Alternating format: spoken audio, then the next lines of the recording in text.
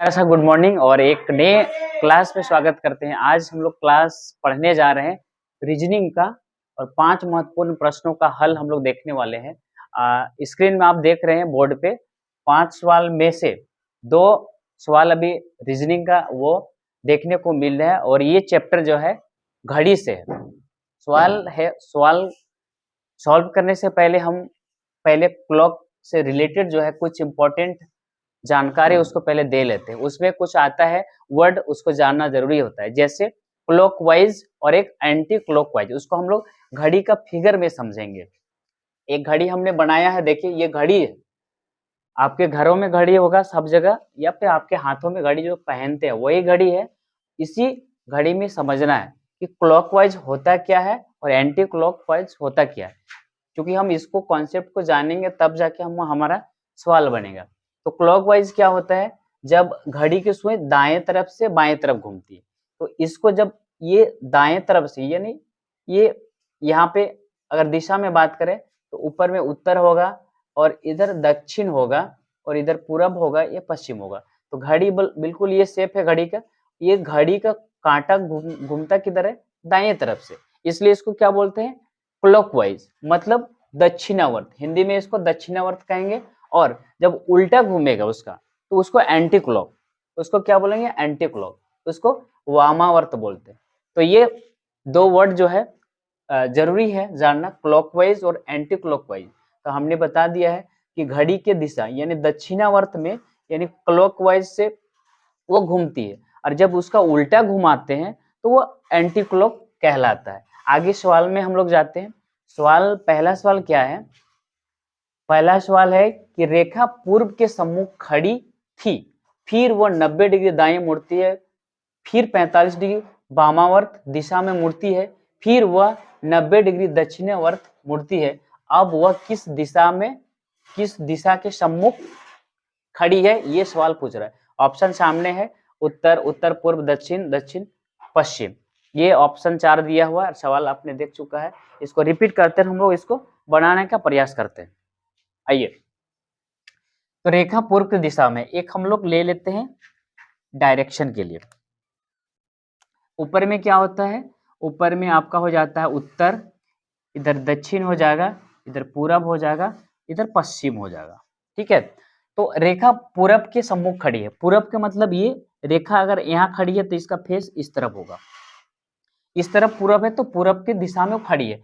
फिर वो 90 डिग्री दाएं मुड़ जाती है, तो ये दाएं मुड़ेगी, ये मतलब क्लॉकवाइज।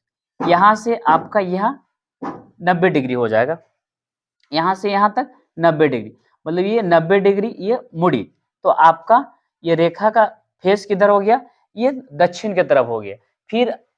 फिर आगे क्या, फिर 45 डिग्री वामावर्त यानी एंटी क्लॉक आपस जो 45 डिग्री हो रही है, तो यहाँ से फिर ये आपस जा रही है यहाँ तक। ये पूरा यहाँ से यहाँ 90 है, ये आपस जाएगी 45, तो ये फिर यहाँ आ जाएगी, मतलब इसके सीधा में यहाँ पे। ठीक है, 45 डिग्री वामावर्त दिशा में मुड़ जाती। फिर वो 90 डिग्री दक्षिणावर्त, फिर वो जो है ये घड़ी के दिशा में, मतलब ये दक्षिणावर्त में 90 डिग्री, तो यहाँ से यहाँ 45 होगा, तो और 45 बढ़ेंगे तब 90 होगा। तो यहाँ से यहाँ तक, यहाँ इसका ठीक बीचों बीच आएगा, यहाँ पे। तो अभी रेखा का दिशा कहाँ है, यहाँ पे है, तो ये दक्षिण है और ये पश्चिम है। तो ऑप्शन नंबर मेरा क्या हो जाएगा, ये दक्षिण और पश्चिम, दक्षिण पश्चिम। ऑप्शन नंबर मेरा ये 4 करेक्ट हो जाएगा। एक बार रिपीट कर देते हैं। रेखा पूरब के सम्मुख खड़ी है, तो ठीक यहाँ खड़ी है, पूरब में खड़ी है। उसके बाद फिर वो 90 डिग्री दाएं मुड़ती। अब दाएं मुड़ेंगे, घड़ी है मान लो यहाँ ये पूरब दिशा में 90 डिग्री ऐसे घूमेगी, तो 90 डिग्री यहाँ से यहाँ आ जाएगी, ये दक्षिण में आ जाएगी। फिर क्या बोलता है, फिर वह 45 डिग्री वामावर्त दिशा में मुड़ती है, मतलब यहाँ से फिर आपस 45 होती है, यहाँ आ जाती है।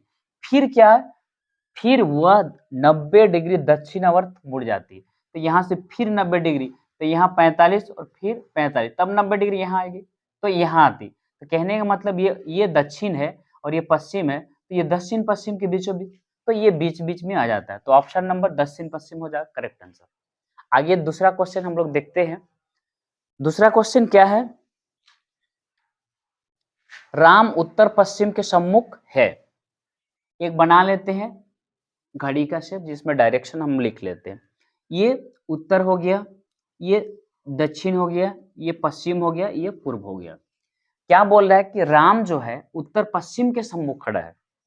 उत्तर पश्चिम कहने का मतलब ये उत्तर है और ये पश्चिम है, तो इसका बीच में खड़ा होगा, यही ना। तो ये वह राम उत्तर पश्चिम, तो उत्तर पश्चिम के बीच में यहाँ खड़ा है, राम यहाँ पे खड़ा है। एक व्यक्ति बना लेते हैं, चलिए यहाँ पे खड़ा है।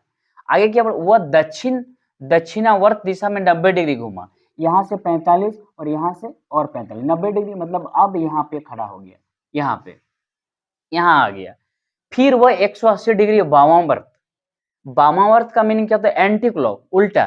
फिर यहाँ, ये यहाँ से क्या होता है 180 डिग्री वामावर्त घूमता है, 100, तो क्या होगा यहाँ से 45, 90 और फिर 45, फिर 90, तब जाके 180 यहाँ आ जाएगा। यहाँ पे 180 डिग्री वामावर्त दिशा में यहाँ घूमा, फिर वो 90 डिग्री वामावर्त घूमेगा, फिर एंटी क्लॉक, उल्टा ही घूम रहा है, फिर यहाँ 45, फिर 90, यहाँ आ जाएगा। तो अब यहाँ से यहाँ आ गया, तो यहाँ अब देखेंगे हम लोग फेस को, तो ये कहाँ पूरब और ये दक्षिण, तो क्या होगा दक्षिण पूर्व हो जाएगा। अब यहाँ खड़ा है, तो व्यक्ति कहाँ आ गया, यहाँ पे, ये यहाँ पे, तो ये आंसर क्या होगा, पहला दक्षिण पूर्व। एक बार रिपीट करते हैं कि राम उत्तर पश्चिम के सम्मुख खड़ा है। पहले तो ये क्लियर होना चाहिए, ये उत्तर है और ये पश्चिम, इसके बीचों बीच है, तो ये उत्तर पश्चिम कहलाएगा। और आगे क्या बोला, वह दक्षिणावर्त दिशा में 90 डिग्री घूमता है, मतलब घड़ी के दिशा में वो अगर यहाँ खड़ा है तो वो 90 डिग्री ये घूमेगा, तो यहाँ से 45 और यहाँ से 45, 90 तब होगा यहाँ से 90, तो यहाँ आ गया, यहाँ पे आया। और क्या बोल रहा है, फिर वो 180 डिग्री जो है वामावर्त दिशा में, तो वामावर्त का मतलब एंटी क्लॉक, यहाँ से 90 हो जाएगा, यहाँ से 180 डिग्री में यहाँ आ जाएगा, 180 डिग्री वामावर्त दिशा में यहाँ पे आ गया सीधे। अब चांद में देखते हैं ऐसे, बचपन में बहुत पढ़ा होगा, ऐसे यहाँ से यहाँ 180 डिग्री होता है, तो ठीक यहाँ पे है, तो इसका सीधा में यहाँ आ गया 180 डिग्री। आगे क्या बोल रहा है, और फिर वो 90 डिग्री वामावर्त घूम रहा है, ठीक है, तो यहाँ से आगे 90 जाएंगे, तो यहाँ से 45, यहाँ से 45, 90, तो यहाँ पे आके खड़ा हो जाता है, ठीक है। 90 डिग्री वामावर्त मतलब एंटी क्लॉक, 90 डिग्री वो चलेगा, तो यहाँ पे खड़ा हो जाता है।